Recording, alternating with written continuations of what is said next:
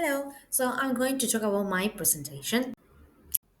So, structuralism is a movement that began in France in the 1950s by these two authors, Levi-Strauss and Roland Barthes, and they believe that things have to be seen in context of the larger structures they are part of, and that meaning or the essence is not only inside but also outside.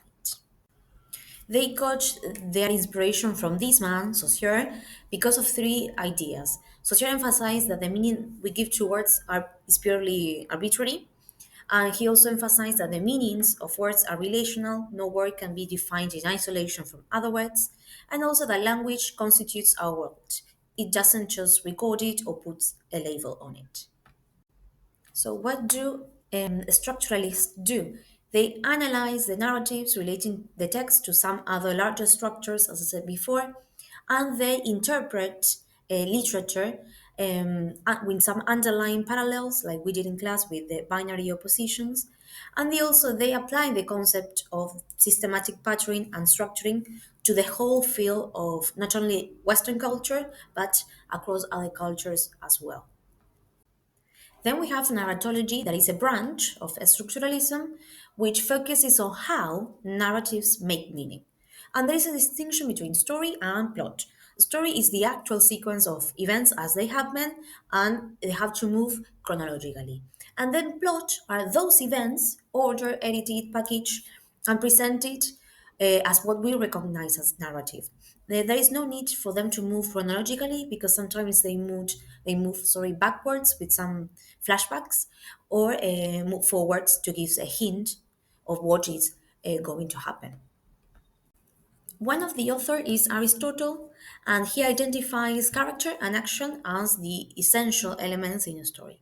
And he also identifies three key elements in a plot that are the hamartia, that means scene or fall, the anagnorisis, that means the recognition or realization, that is mostly seen as the moment of self realization, and the peripetia, that is the turnaround or a reversal of fortune, that is also this fall from high to low.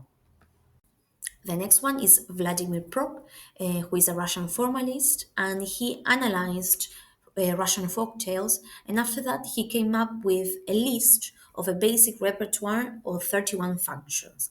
I'm not going to mention the 31, but I brought examples from a fairy tale and a modern story about five functions. In the first one, Cinderella as the princess. In the second one, her stepsisters as the false hero. Then we have Harry Potter as the hero.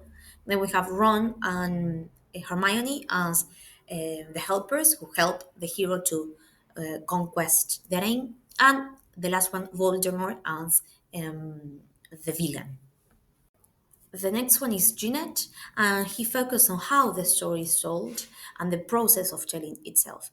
He said that there are two ways of telling or narrating a story, and it's mimesis, that is slow telling, and it creates the illusion that the reader is there, and diegesis, that means telling or relating, and it just gives a panoramic view. It doesn't give the sense that you are there in the story.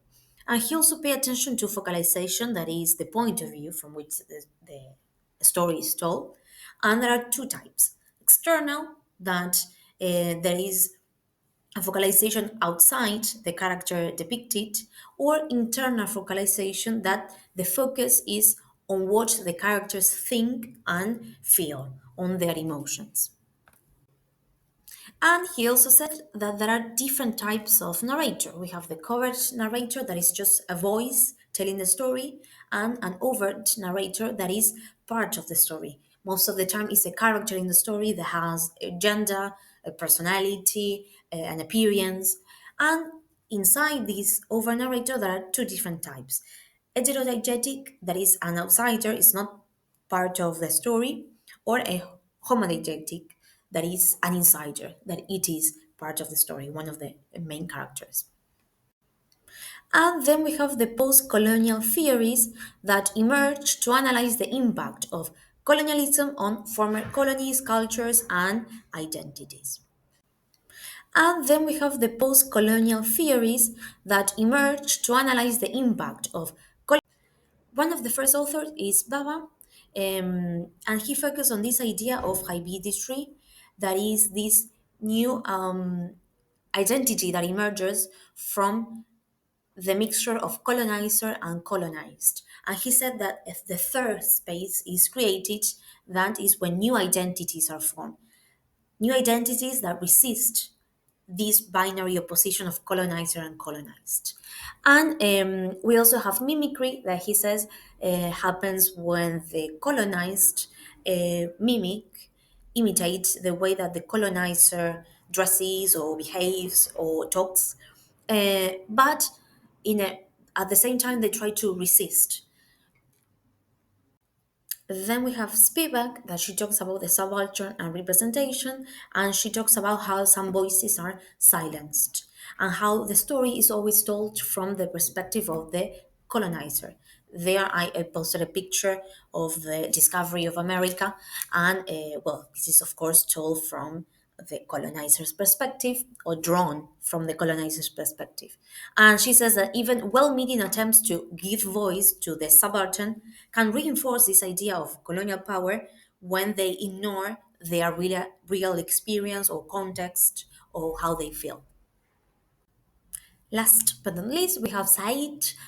He talks about Orientalism and how, through history, we always describe the East as the other. The other always being somebody who is less human than us, less smart, not civilized enough, and how discourse